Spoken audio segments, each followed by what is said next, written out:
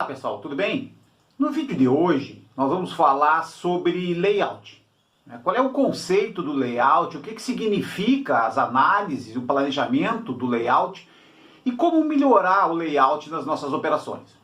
No canal de logística nós temos vídeos e novidades toda semana. Então, por favor, acompanhe os conteúdos, acompanhe os vídeos do seu interesse. Se inscrevam no canal, deixem o seu ok, porque é importante para que mais pessoas possam ter acesso aos vídeos e poder estudar e aprender sobre logística. Então a gente vai estar dividindo esse vídeo aqui, fazendo uma introdução, falando sobre layout, e depois, num segundo momento, vamos falar sobre as maneiras de melhorar o layout. O layout, ele refere-se aos desenhos, às formas, à composição da estrutura física de um prédio, tanto interna como externa. Então, a análise e o planejamento do layout, ele pode ser feito principalmente em dois momentos.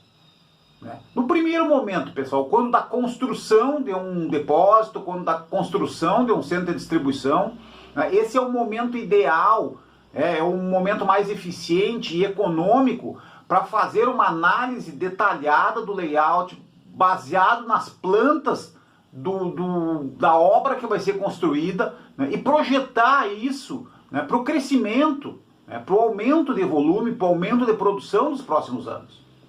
E no segundo momento, quando o depósito, ou o centro de distribuição já existe, e necessita então fazer uma ampliação, fazer uma mudança ou uma melhoria, a gente também pode fazer uma análise, pode fazer um planejamento do layout. Possivelmente vai ter mais dificuldades, com mais custos, porque é em cima de uma obra, em cima de um prédio, em cima de um local já existente, já construído, ok? A análise do layout, ela pode ter um efeito crítico sobre a eficiência e a produtividade da operação logística.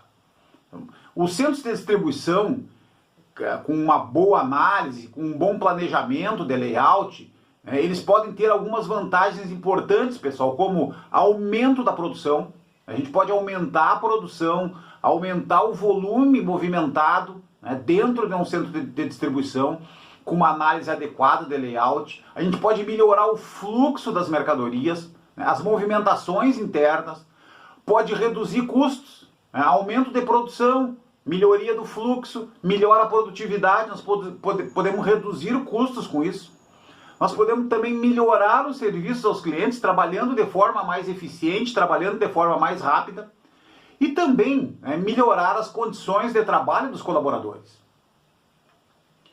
O trabalho de análise e planejamento do layout, ele envolve então o estudo e a verificação, principalmente das plantas baixas do prédio, a utilização de softwares, de sistemas específicos que vão ajudar a fazer essas análises, bem como o uso de especialistas, de empresas, de pessoas que trabalham com layout, além, pessoal, também dos colaboradores, daquelas pessoas mais experientes dentro da nossa operação, que podem nos ajudar trazendo exemplos, trazendo propostas para melhorar a questão do layout. Então, o objetivo do estudo do layout é apontar caminhos e apontar soluções para buscar atender principalmente os problemas corriqueiros do dia a dia, como a falta de espaço para armazenagem, como os atrasos na operação de separação, principalmente, que é uma das mais complexas, uma das mais complicadas, e também, pessoal, os erros e a má qualidade na operação. Então é isso que a gente vai ver com a análise do layout. A gente vai ver como que a gente pode atender essas situações mais imediatas do dia a dia. Então a gente apresenta aqui, pessoal, 6 maneiras para melhorar o layout no dia a dia. A primeira delas é uma estruturação, a segmentação das áreas. Uma segunda, mais simples, mais simples na teoria, mas não tão simples na prática, encurtar os corredores. Uma terceira, que é a trabalhar na estrutura porta-pallets. Depois no próprio layout do estoque. Uma quinta não é, que é o Warehouse Management System, que é ter um sistema customizado para nos ajudar a operar, para nos ajudar a entender e melhorar a questão do layout. E também, pessoal, o uso adequado dos espaços. Então vamos ver cada uma delas. A primeira, né, que é a estruturação das áreas. Então, as atividades nas operações de um centro de distribuição, de um armazém, elas são muito rápidas e elas são dinâmicas, pessoal. Então, é possível que possa haver atrasos, e com um conjunto de atrasos também, um caos ou uma dificuldade, se não houver uma boa definição e localização das principais áreas da operação, como o recebimento, a armazenagem, a separação, a própria localização das áreas de cross-docking, dos produtos diferenciados. Por exemplo, quem trabalha com linha branca ou quem trabalha com produtos de valor agregado, às vezes precisa de locais diferenciados. Então, como a gente vê na figura abaixo, é bom ter uma ideia macro, né, de todos esses espaços e como eles podem estar definidos dentro da sua operação para melhorar as questões da operação em geral. Então, é a análise, esse desenho, essa visão de cima, né, olhando de helicóptero, por exemplo, como se fala, né, a gente pode ter uma ideia, né, de como melhorar e como segmentar melhor as áreas dentro da nossa operação. Um segundo ponto, né, seria encurtar os corredores. Então, antigamente, pessoal, era bonito, era expressivo ter corredores compridos, né, corredores com 150, com 200 metros. Então, a maioria dos centros de distribuição tradicionais, eles ainda possuem longos corredores. Então, entretanto, não é, se a gente encurtar os corredores, fazer corredores transversais, né, como a gente vê nas figuras abaixo, vai estar reduzindo a distância que os separadores vão percorrer, tornando a atividade de separação, principalmente, mais produtiva, mais eficiente, não é? E também ajudando as demais atividades da operação. Um terceiro ponto importante também, né, que ajuda na questão do layout, né, é a estrutura porta-pallets. Então, o modelo, o tamanho correto dos racks vai fazer com que seja possível a gente ter ajustes na estrutura porta-pallets, né, fazer mudança, né, mudar a localização, né, dos montantes, por exemplo, incluir ou retirar longarinas, por exemplo. Então, adequando a quantidade e o tamanho das posições de picking, por exemplo, e também as posições de reserva, né, e ajustar a altura dos vãos. Né, os vãos, não esqueça, pessoal, os vãos é aquela distância entre as longarinas.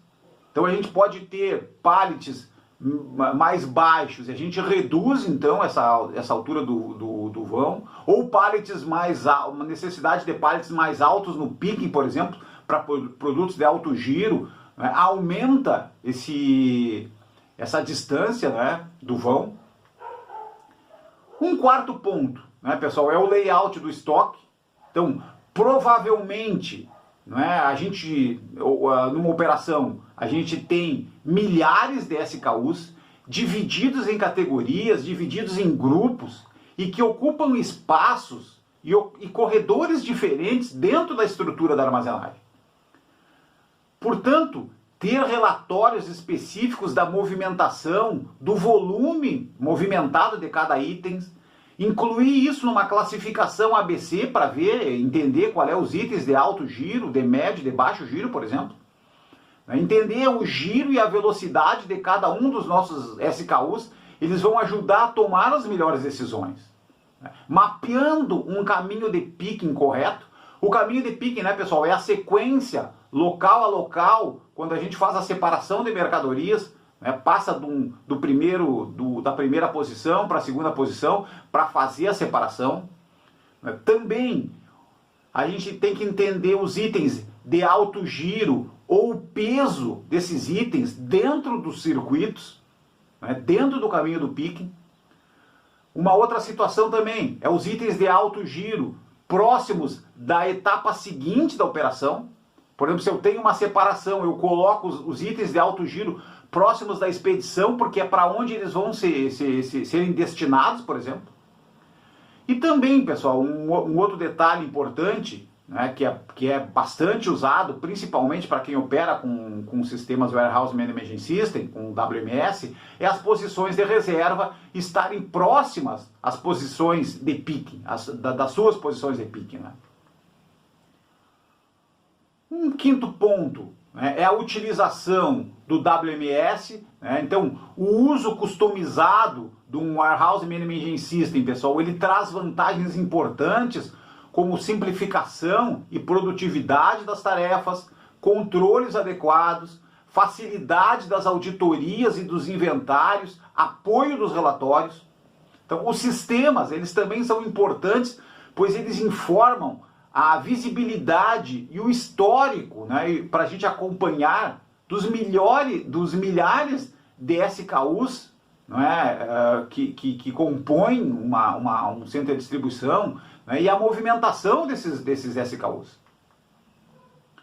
E um sexto ponto, então, o uso adequado dos espaços, né, o aumento das vendas, os novos negócios, a própria sazonalidade, não, elas são fatores que pressionam a ocupação do nosso centro de distribuição, né, pressionam a ocupação da armazenagem. E, portanto, é importante buscar soluções para aumentar as posições de estoque, por exemplo. Então, com a possibilidade de aumentar os níveis, não é, os andares, de acordo com o pé direito. Se eu tenho espaço para colocar mais um nível na minha estrutura porta-pallet, eu tenho que fazer. Não é? Colocação de mais estruturas de porta-pallets. Hoje eu tenho espaços vazios, né? Eu posso colocar mais porta-pallets em espaços livres, né? Próximo às portas, por exemplo, em cima das portas. Na área de cross-docking, se eu tenho uma área de cross-docking livre, eu posso manter a minha operação de cross-docking dentro de um corredor, por exemplo, não vai ter dificuldade nenhuma, pessoal. E também a alteração, como a gente falou, né? A alteração e o tamanho dos vãos dos racks também vão melhorar, vão gerar mais espaços de armazenagem. Ok? Pessoal, obrigado pela participação nesse vídeo. Procuramos falar sobre o layout e as maneiras que a gente pode estar melhorando o layout no nosso dia a dia. Muito obrigado.